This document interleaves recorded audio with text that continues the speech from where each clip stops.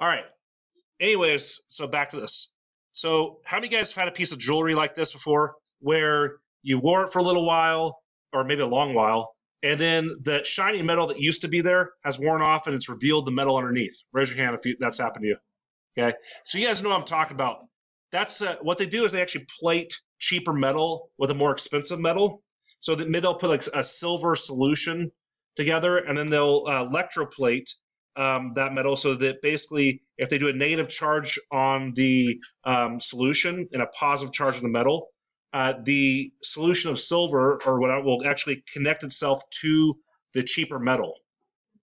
And what that allows it to do is appear to be made out of the pure stuff, but they only had to use pennies of this stuff to actually coat it. Taya? I think if you flip it over, there's no. Okay, I'll flip it over. Yeah.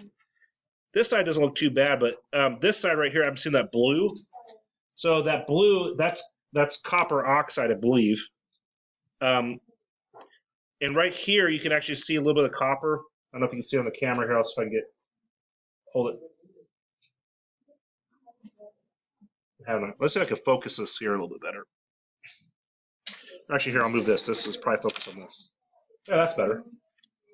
Okay, so anyways, you can see the blue, that's copper oxide. But if you look right here, you can kind of see it in this camera where you can see the copper starting to appear right there on the edge. You guys all see it? So it's wearing off because this has been plated. Well, I'm going to show you today how to actually do this at home. And you don't even have to use electricity. Electricity does help, and I'll show you that another time. It's actually a lot faster to do it that way. And that's how they do it on industrial scale, but we're going to do it just the simple way. So right now I have a solution of just vinegar and salt. There's 20 milliliters of vinegar and about 10, 15 grams of salt in here. The first step is just to stir this up, get that salt to dissolve as best you can. And what you're going to do is you're going to take some pennies, and here's an old penny right here. And watch what happens when I put this penny in the salt vinegar solution. Up right here. Just wait. Can you see the brown starting to disappear? So the brown's starting to disappear, and what we're left with is the shiny copper. I did this earlier. It's kind of fun, and you guys can do this too. I took a toothpick, and I just dipped the toothpick in the solution, and then I just went over Abe Lincoln here, 1975 penny, and just made him nice and shiny. I basically stripped the copper oxide off of him. On another penny, I did the Lincoln Memorial there, and I'll show you. I'll do it right now with this. So if you have finished all your stuff, feel free to come up and get a toothpick, and you can do this too. So you just get a little bit of the acid solution here, and this will strip that copper oxide off. You can actually start seeing it. It's really quick.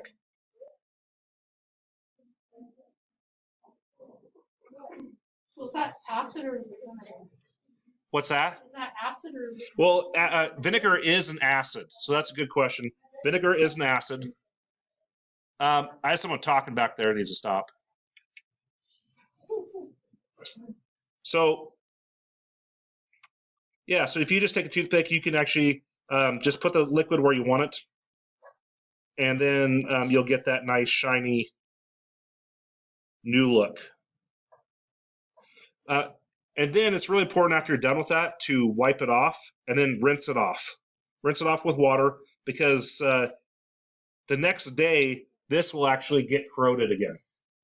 Because even though vinegar and salt's very good at stripping the copper oxide off the penny, it's very good at making these things oxidize really fast as well. It'll do the exact opposite of what it does when you put it on there.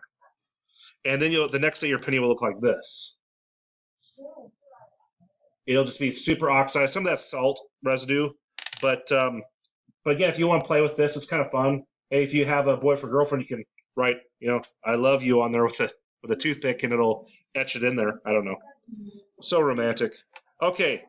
I'm going to go ahead and finish this penny off here. So this penny that's halfway done, I'm just going to stick in here and watch it just dissolve. And the other thing you're going to see is you're going to see oxygen bubbling off of it, hopefully. While it's forming, you'll see these little bubbles starting to form. And they're really tiny. This camera's not that amazing, so you may not be able to see it real well, but you can see it before your eyes, right? It disappears, right? The copper oxide disappears. I'm trying to talk here. So the first step in the lab, you're going to take the necessary amount of pennies. It tells you in the lab how many pennies, and you're putting this vinegar salt solution. So take the most corroded pennies you can find and stick them inside your solution.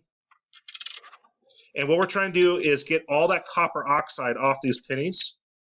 Ooh, that one's really bubbling. You guys see that? Not real well. But when you guys look, oh, you can see it. You can see like the water sparkling. That's the oxygen that has attached itself to the copper a long time ago, and we're just releasing that.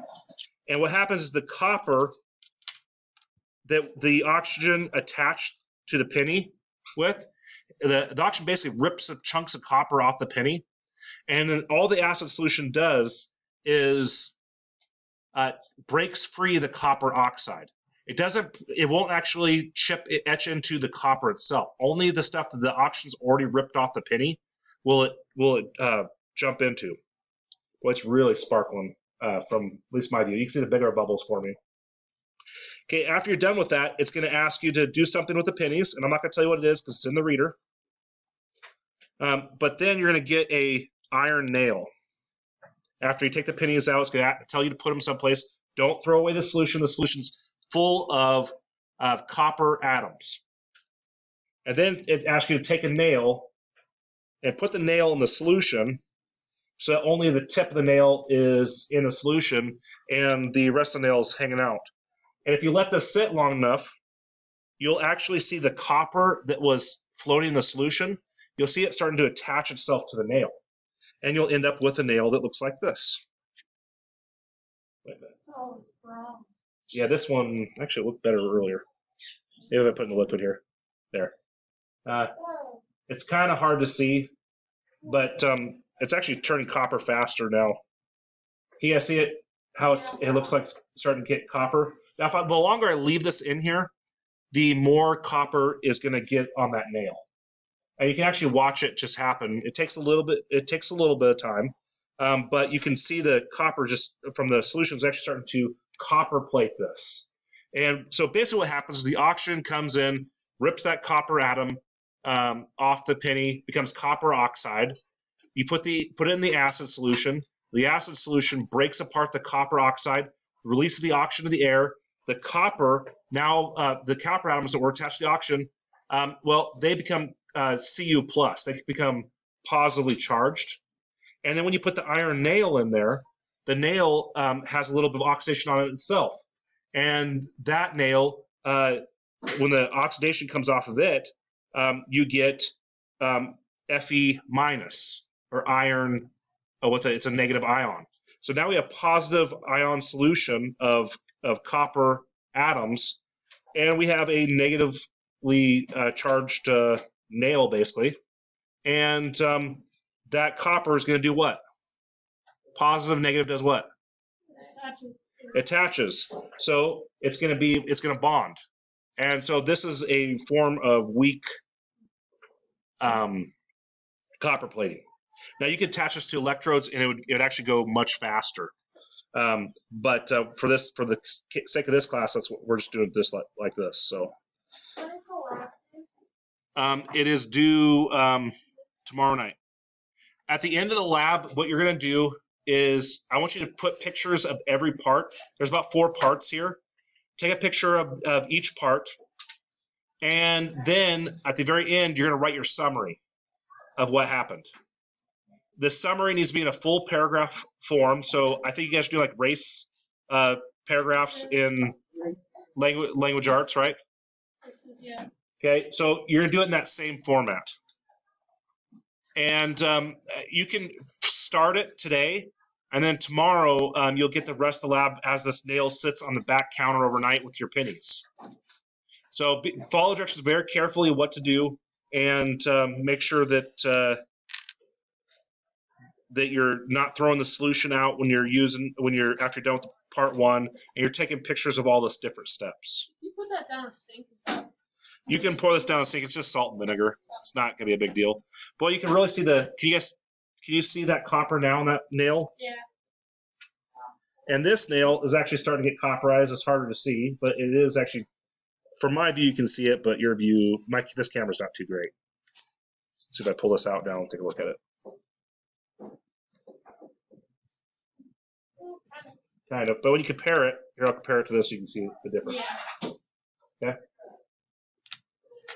All right. So that's the end of that. Oh, shoot. What's going on here?